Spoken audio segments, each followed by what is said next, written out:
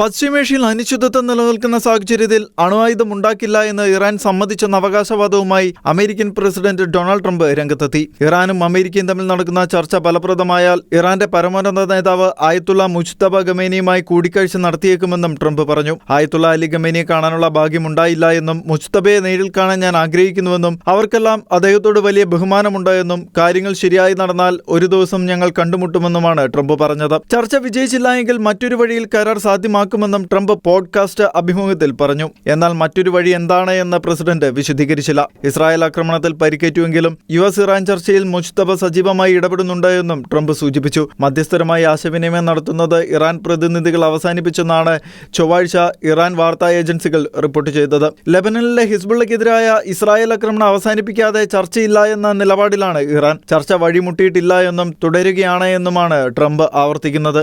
International desk, ഷെഖേന news.